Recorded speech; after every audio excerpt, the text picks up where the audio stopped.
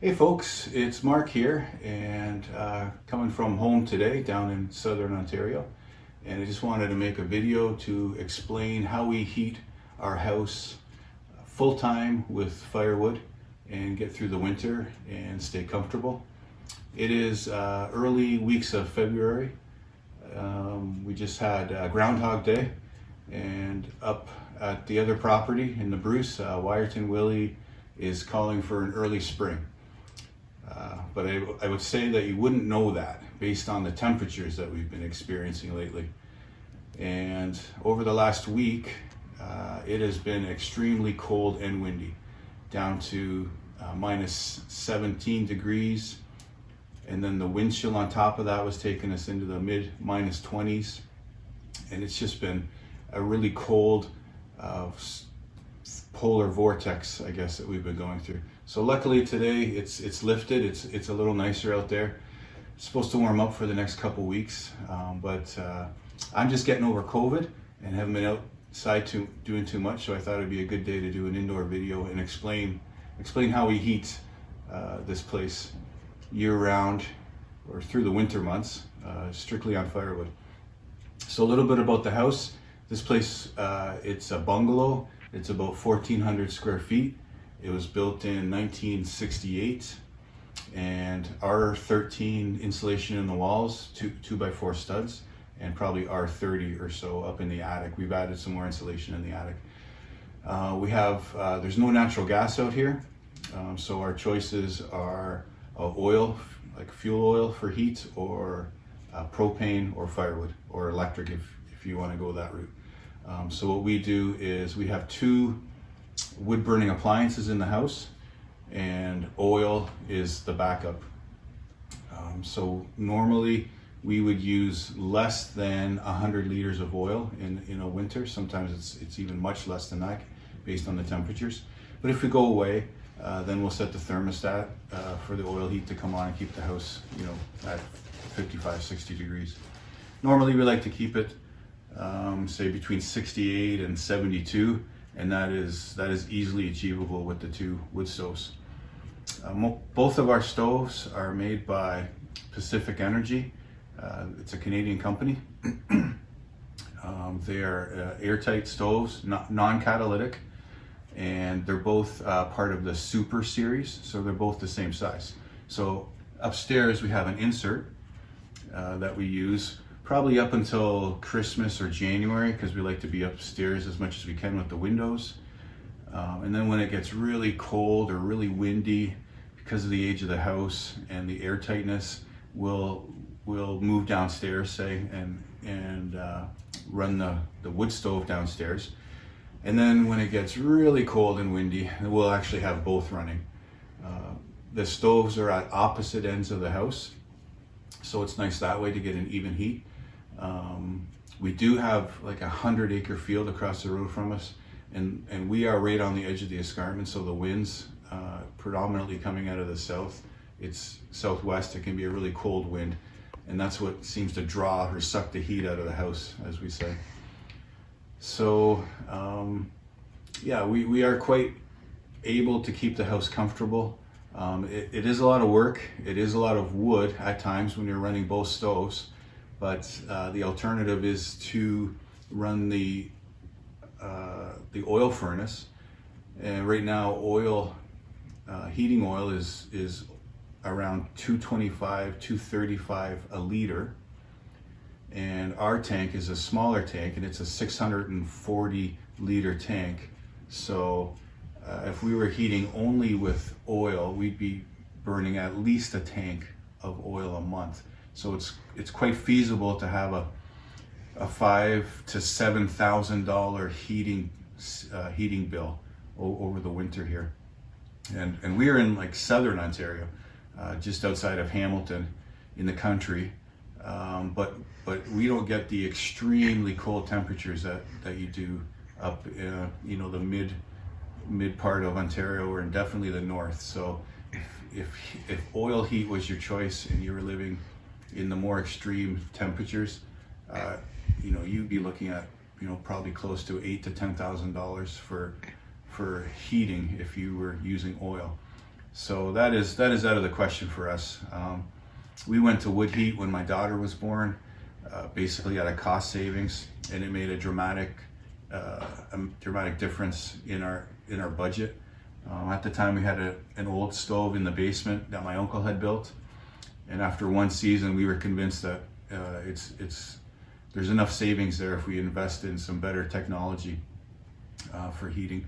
So initially, we went with a smaller Pacific Energy stove. It was called the Vista, and it was a pretty good heater, but it just didn't have the capacity to hold wood to get a overnight burn, and that's important because, you know, quite frankly, I don't want to be getting up at midnight or 1 o'clock in the morning to put wood on the stove.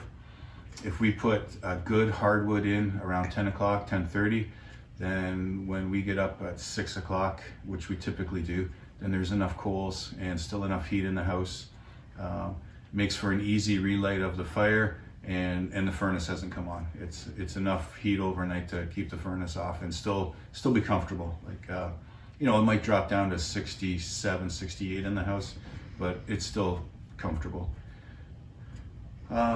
Yeah, that's about, you know, that's kind of the lowdown on the stoves. We will go downstairs. I'll show you the stove downstairs later. It's probably going to need some wood. This one is finally it warmed up enough, so I let this fire go out last night. So it's cold. So I'll show you how I take care of the ashes, how I light the stove. We'll get a fire going, and then I'll show you kind of how we store the firewood and how we make it as convenient as possible. You know, there's no doubt about it. Burning wood is a lifestyle choice. There's a lot of work involved, but you know what? It gets you moving. It gets you out of the house. There's, you know, multiple times a day you're bringing in some wood, or you're taking out some ashes, or you're, of course, you know, cutting, splitting, stacking. It's a lifestyle for sure, and it's not for everybody. I mean, if you're the type of person who likes to get up in the morning and just put your robe on and start the coffee and turn up the thermostat, that's great. That works for you.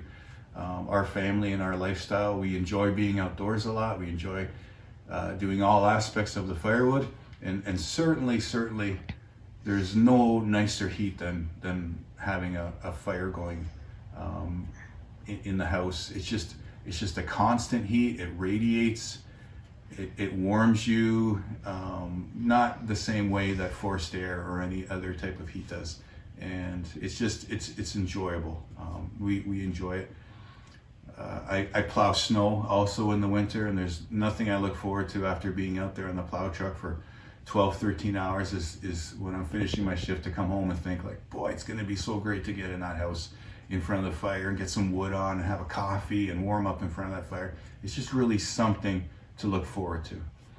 So yeah, if you don't mind following along, we'll show you how we do it here.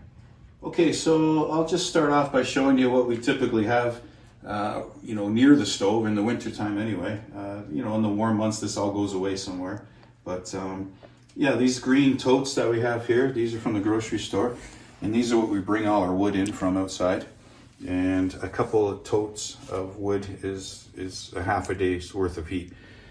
So those are always coming and going. Those definitely have some age on them. I've made some repairs, but they're so handy. They contain all the bark and loose bits, and they're easy to carry through the house. So we got a little bit of wood there. Beside that, I've got some kindling, and then newspaper. Any newspaper will work. You don't want paper with a lot of ink on it. Not wrapping paper, not anything with a lot of bright inks or shiny paper. So we, you know, bills and junk mail and newspaper, that's what we use to start the fire. Beside that, I've got, you know, this is kind of the stuff that we're burning on the days that are maybe a little bit warmer, ugly kind of stuff that doesn't stack up too nice. And then a bunch of better hardwood down in here. An old welding glove. Those are in abundance around here because I'm a welder, but definitely every time the hand goes into the stove, then we put the glove on. Fire extinguisher to the back. You always want to keep one of those handy just in case. This is a kneeler pad that I've got here, just a foam pad. If I'm going to be, you know, cleaning the glass or doing something that's going to take a little bit longer, then I'll save the knees with that. And then the torch. So this is what I light the stove with. I don't use fire starters. I don't use matches. I don't use you know, the lighters that you light your barbecue with. I get right to it and put the torch to it, and 30 seconds later we've got a fire. So this isn't a survival situation, you know, where I'm trying to do things, you know, with a minimal amount of equipment. I want this to be convenient. There's enough work involved as it is. You know, in the morning I want my kindling to be here so I can restart the fire. And just everything is here that we need.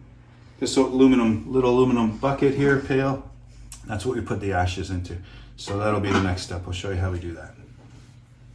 Okay, so this stove is essentially cold. We let it go out last night, and I'll show you what we do to get a good fire going again. So like I said, this is the Pacific Energy Super Series. It's a non-catalytic stove. It'll reburn the gases. There's a heavy duty baffle up top. It'll reburn the gases. So no maintenance, nothing to clean throughout the year. You know, no combustors or anything like that to worry about. This is approximately 12 years old, the stove. It's got the original gaskets in it. We do have a chimney company professionally clean the chimneys every year and look over the systems, and that's just for the house insurance end of things. So just wipe down the glass. I gotta say, that little bit of haze that you see on the glass, like I clean the glass on these maybe once a month, maybe, and that is probably typically what you would get. Maybe a little bit of darkness in the corners, but with dry wood and a proper fire, these things are incredibly good at keeping the glass clean with the air. They call it an air wash system that they have. So what I do, this is my favorite tool for taking care of the ashes and moving the wood around. And actually build these, and I've given away a bunch as gifts and sold them.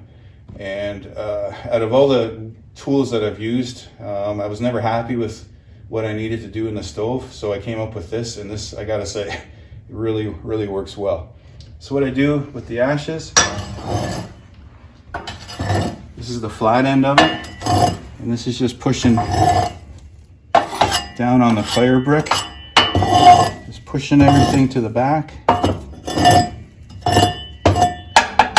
And then I'll tap the baffle up top just to knock out if there's any fly ash up there.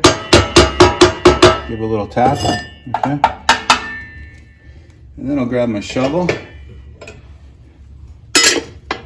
Put on the welding glove just because I always do. I'm kind of in the habit of that.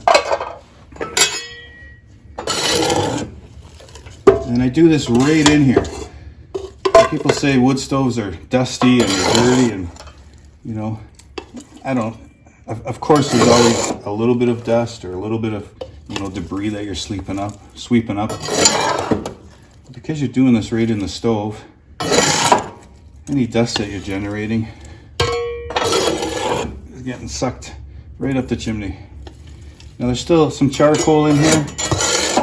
I'll show you what we do with that later on. Yeah, that's good. And then if this has got any heat in it, I'll just set it out here on the tile. Put the lid on it. I always leave a little bit in here, especially if there's any charcoal left. You know, a lot of people have ideas. You have to leave 2 inches of ashes in the bottom. You have to leave this. You have to leave that.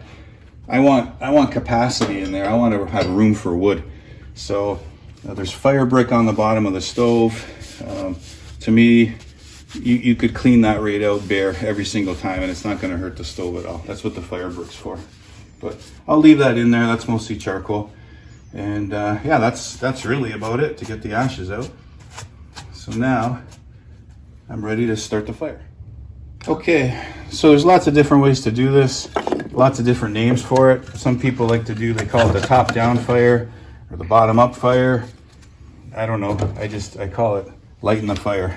So you get a piece of skid wood down on the bottom there, and then kind of two smaller splits on either side. Right now those look like spruce or pine. A little bit of newspaper. I don't even need that one. This is pine. that I had left over from some chainsaw milling that I did. So nothing goes to waste. So this was not the best part of the milling. So we just cut it up for kindling. So kind of get a stack like that, and then maybe I'll finish it off with, let me see, maybe this piece up here. So what happens, what I like to happen is, I light the kindling, or I light the paper, then the kindling starts to burn, and then everything falls down and ends up in between these two larger splits, and then that gets going, and then the fire really just kind of establishes itself. This kind of came about from having to get up early and go to work, and I don't have an hour to tend to a fire. I want to get the wood in there and get it burning and get a good coal bed, and then add my hardwood, and then I'm off to work, and the fire looks after itself.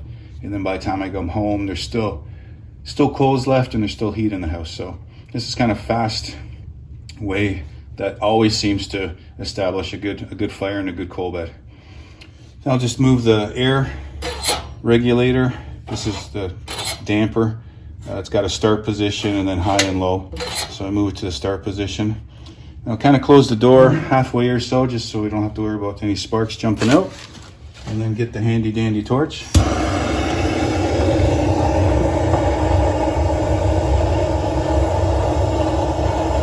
This is also a good way to establish like a good hot fire, a good draft. You don't want a lazy fire in there, making a lot of smoke and not having a warm chimney. Whether it takes, I don't know, I don't think I have to use the torch more than 30 seconds usually, and this takes right off. And because there's the air pocket down below in between the two big splits, there's lots of room for air to move up and climb up through that kindling, and then that flame starts working on the bigger piece near the top, and I can just shut the door and go make a coffee. Kind of keep an eye on it from the kitchen.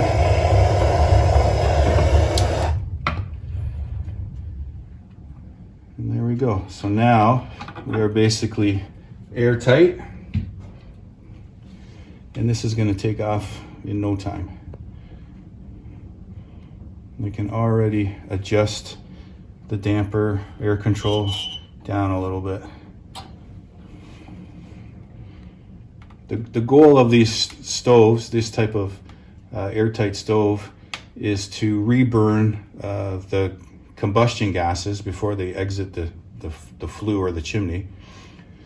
So you do that by controlling the amount of air that's going into the stove. You can see if I choke this down, then the fire gets very lazy very quickly.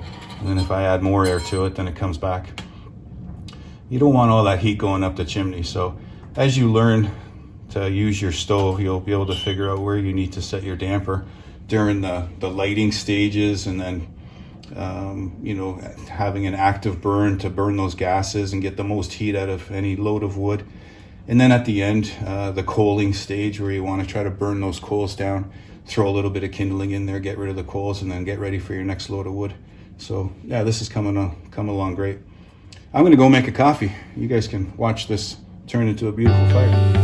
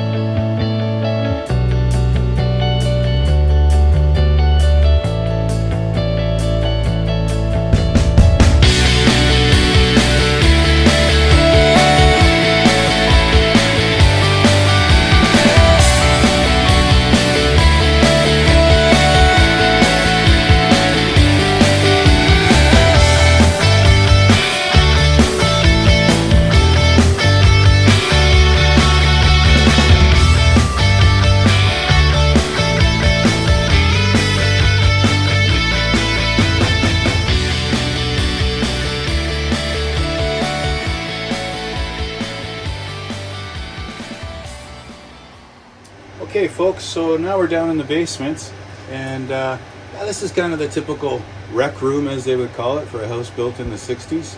This room is kind of the finished portion. This is, I don't know, 20 by 20 or so.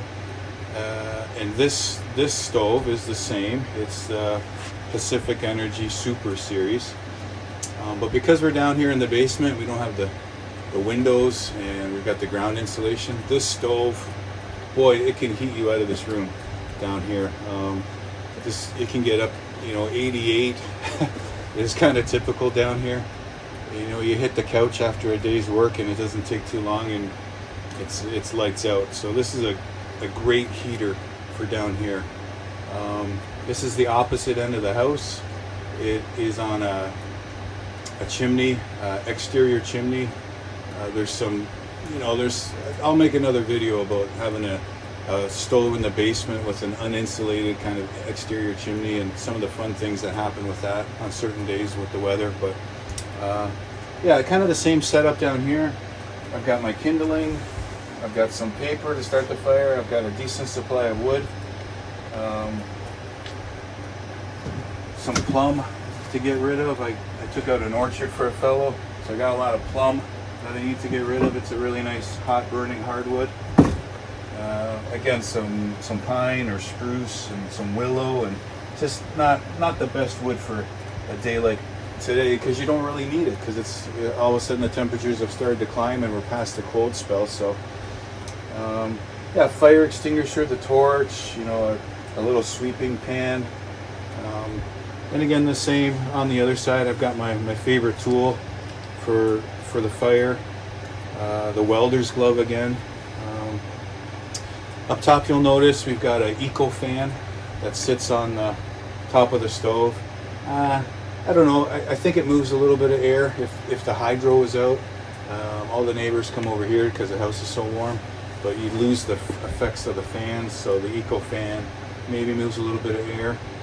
I've got a secondary fan set up that, again, pushes more air across the top of the stove, and then the stove itself has its own fan. So I don't know, it's just my opinion, but I'm a big fan of fans. I guess that's what it comes down to. Like, again, you're getting twice the heat out of the same amount of wood. Not only is it radiating, you can hardly stand to be in front of here from the radiate heat, but when you come down the stairs, you immediately feel warm airflow on you. So I don't know, I just like that. I know when I light the stove in the morning, if it's gone out, as soon as it starts to make some temperature, I'll turn the fans on, and it's immediately warmer down here, just by moving that warm air around. I've also got a flue thermometer, and this is a probe that goes right through and takes the temperatures of the flue gases. And in this stove, because it has a different kind of draft situation, I have a flue damper, so that also gives me a bit of extra control. That's in the open position now. Think of like a water valve, and then that's in a closed position. So what that does, it kind of throttles the fire back down. If it's really windy out and there's an excessive draft, then I can slow the fire down even more. I like to play around with that a little bit. I'll open up the primary air on the stove, so there's more air going in for combustion, but then I'll throttle the flue damper down, and I'll see what the temperature does, how it changes. That's just me being kind of a wood stove geek. I like playing around with those things. So this wood that's in there now, you can see it's a really slow fire. There's lots of coals now.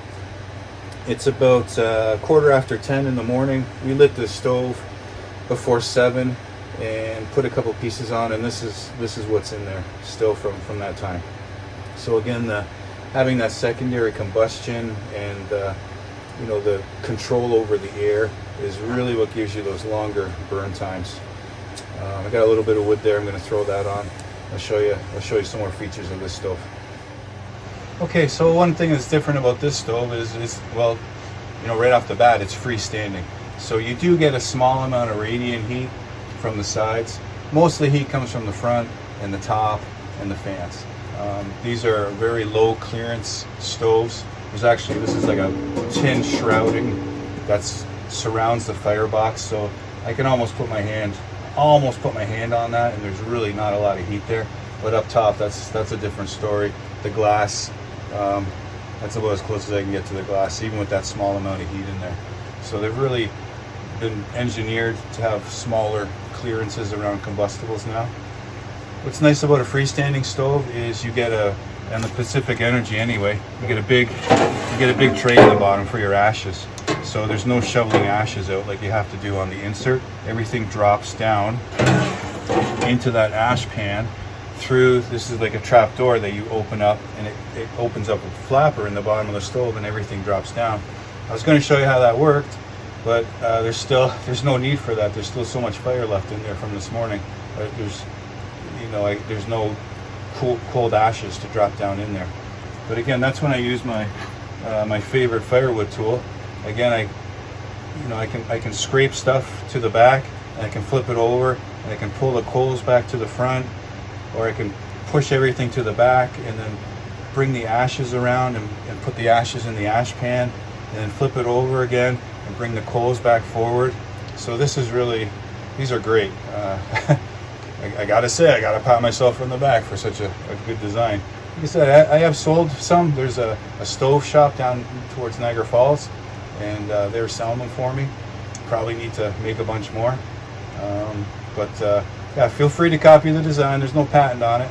It's just after all these years of burning, I find this is what works the best. It's simple gizmo. So what I'll do is just add a little bit of wood. So my flue damper is open, and then I'll open up my primary air, and then just need a few small pieces here. Kind of always get this staged. Just open the door slow.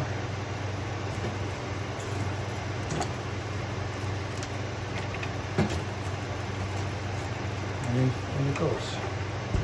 And you're not throwing the wood in, you're not, chucking it in there. The fire bricks are porous and they can crack if you're not careful. That's the beauty of the welding glove. This one's probably 5 or 6 years old, and from stick welding you always get that hole in the thumb, so that's when it becomes a firewood duty.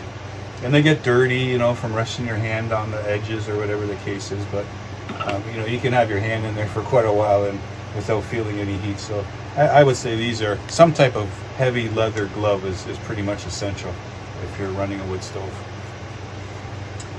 Again, the glass, I'll talk about the glass. It's been, I might have cleaned that glass at Christmas, just having people come over in the house, having everyone wants to see the fire. That was probably the last time that glass was cleaned. So I gotta say, Pacific Energy, I'm a fan of their stoves. They're simple, they're easy to maintain. The glass, their air wash system is awesome, stays clean. Like I said, there's no parts that you have to clean mid-season or take out a combustor and wash it in vinegar and put it all back together. And I don't know, I think there's either you like catalytic stoves or you are a fan of a simpler stove, and these work great. And I think it's a really well-made unit. That's why we've had them all along. So yeah, that piece is starting to get going. It'll probably take about 5 minutes, and then I'll close the air down again. And this room down here is warm right now. It's got to be close to 80 down here, almost too warm. So that's why I didn't load the stove up with a bunch of wood. It's just not necessary. So you can see that's taken off right away, and then I'll start to slow it down with the air control. Again, there's no sense sending all that heat up the chimney. More air in means more air out. So I'll start slowing it down.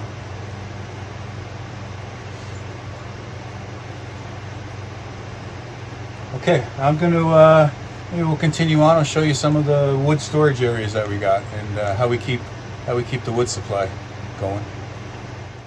Okay folks, well, we are still in the basement, and I'll show you, we call it the wood room or the wood cellar. I've got a workshop down here. that I tinker around with some stuff. And this is the good wood. This is the hardwood that we put on at the middle of the end of the night to get us through to the morning. So at the beginning of the season, this is probably about 6 feet high, this pile, and this is what we've used so far. And like I said, at the end of the night, before we go to bed, 3 or 4 pieces of this, and we still have great coals and heat in the morning. So this is maple and oak and hickory and walnuts and all your good hardwoods that I don't have to go outside at 10 o'clock to get. Everything is right here, and it's handy and it's convenient. And in the fall time, before we start the season, because we've got a window right here, we pass it through the window and stack it up, and it takes half an hour, and we've got really all the wood here. This should almost do it for good hardwood. I might have to add, if I have to add a foot in here to get us through the season, that should almost be it. Because really, with all the other wood that I have available, I just kind of save this for the end of the night. Also here, we've got some skid wood or pallet wood. With my welding business, some of my customers are always eager to get rid of pallets. So if it burns and it's clean, it can go in the stove. We use this for kindling, or sometimes if you've got, you want to put on some big hardwood, but you don't have a good enough coal base, I'll throw a couple of pieces of this down, and then I'll put the hardwood on top. So again, the name of the game when you're heating with wood, only wood, is convenience. So we've got our pallet wood, we've got our good hardwood, and we've got our kindling. And I just use these old feed bags for the kindling and distribute those, upstairs, downstairs through the house. So yeah, this is this area. Got a little chopping block here if I want to split some of this stuff down, or if there's a really big gnarly piece of the hardwood, I can split it. Okay, so we went from downstairs, now we're back upstairs, and this is just the front porch. So again, it's all about convenience, and this is a supply of pretty good hardwood. I mean, it's good and it's hard, but maybe not the best of the best stuff, but certainly great wood to put on at the end of the night. So there's just a small, 6-foot rack here, and again, at 10 o'clock or so, I'll just duck out the front door and grab 4 or 5 pieces of this, and feed the fire for the night. So yeah, it's all about keeping the wood handy. I can restock this on a nice day, and when it's blowing and it's cold and it's snowy and there's wood sitting here, then I'm thankful that I've done it, because it's ready to go. Okay, folks, so now we're outside under the carport. We've got a detached garage at the back of the property, and we've got a carport. And this is really where we store the majority of our firewood. So this pile right here, my daughter and I brought this yesterday, and this is all, we call it junk wood. There's lots of people call it uglies or whatever. You just call it junk wood. It's not junk. It's the perfect wood when your temperatures aren't super, super cold. And what it is that when you split, you get all these gnarly little pieces that don't stack up very well. We sell wood. I can't sell this stuff, and there's short pieces and offcuts. So this is what we call the junk wood. It's certainly not junk. I mean, there's enough wood right here probably to heat the house 2 weeks maybe. So, and we have so much of this down there. Just because of the amount of wood that we process, we always end up with a lot of this. So this is the plum I was talking about from the orchard that we took out. So that's really good. But again, it's just cut to random lengths and not split very nicely. So, and there's willow in here and pine and spruce and just stuff that I don't sell. So, but there's lots of BTUs. At the end of the day, it all burns and there's lots of heat here. So I made some steel racks to contain it, and this holds about 1.5 quart. And we've done different things over the years. We've had really good wood in here. We've had junk wood in here. So this is how we're doing it this year. So I got the junk wood, I got some bird seed, and then I got some more pallet wood over here. just stacked ready to go. So this is kind of the lion's share of the storage. On this side of the carport, let me take you around and show you the other side. Okay, so I gotta talk loud because it's windy, and I'm gonna do my best. I'm in a carport. The wind is funneling through here. Like I said, we do live on the escarpment. We got 100 acres across the road, and it just whistles through here. So bear with me. This is the rest of the wood for the year. This is the wood wall, we call it, and it's about 20 feet long, and probably another 10 feet across the back. This section here is kind of the outlier.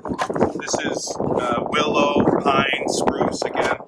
A lot of the softwoods are in this section, but everything else is all nice, big, hard, aged hardwood. So your hickory, your oaks, your maples, that's all through this area, all the way down the side, all the way across the back.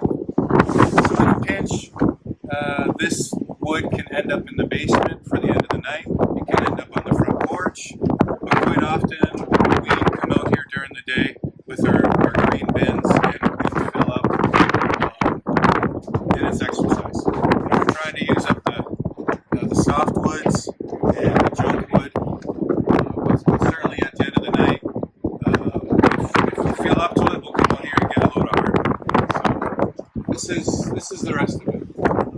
More than enough to get us through the rest of the year. Probably enough to get us through all of next year if we wanted. So again, it's close to the house. It's relatively dry. It serves a secondary purpose of keeping the weather off my tractor, and it just seems like it's a pretty good area to store the rest of the firewood. Okay folks, well we've come to the end, and I told you I'd explain what we do with the ashes.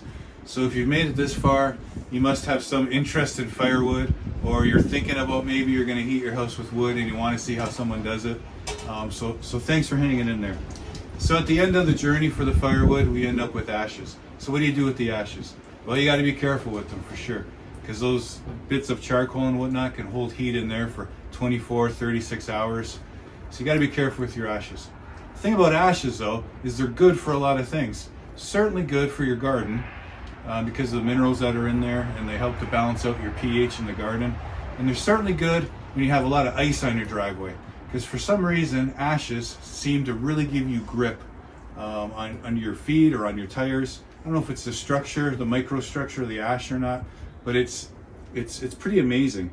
So when I get to the end of explaining to people about firewood and heating with wood and how it's sustainable and it doesn't harm the environment, I always get to the point and say, we end up with these ashes, and the ashes, turn into another product that can be used. I'll show you how I do it, because having ashes in a wood stove is just part of the game.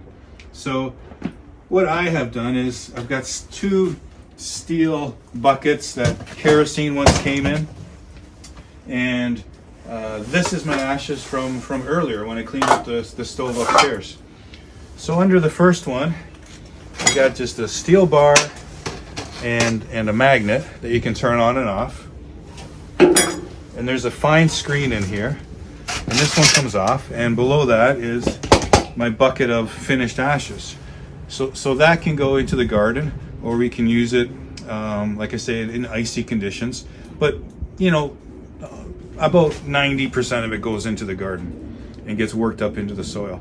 So this is the 3rd bucket this year that we've generated, and it's almost full. So I don't know how many pounds of wood we've carried through the door of that house, and we've been heating since probably late September, and this is the 3rd bucket that we've generated. So it's amazing to see all of that wood in one shape or form get turned into, this is all that's left after all of that.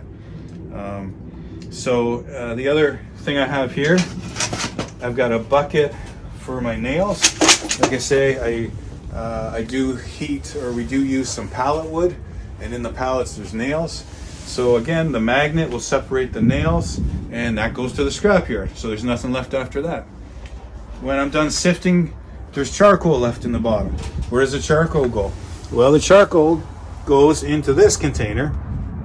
Ultimately, when this is full, it gets taken back into the house and put on the stove. So again, there's another source of heat indirectly. So I'll show you how this works. So this is from the stove. It goes in there. And then I just shake and rattle and roll.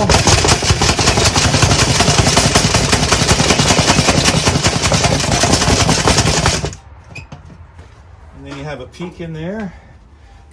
And you give it a little stir. And we're getting closer.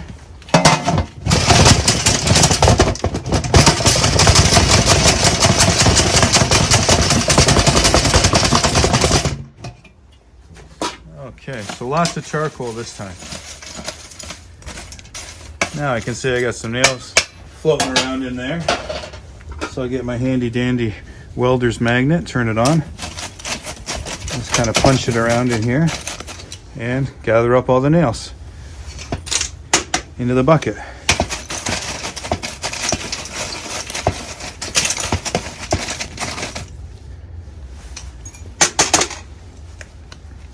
If you don't burn pallet wood or anything with nails in it, you don't have to worry about this step.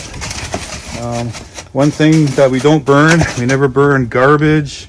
We never burn like greasy pizza boxes. We never burn old oil filters. You know, common sense, folks, on what goes into your stove. Okay, so now we got our charcoal. So that comes out.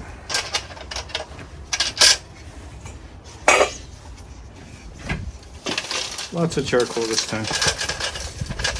Maybe even too much. I'll have to leave the rest in there for now. You can see that's the final finished product.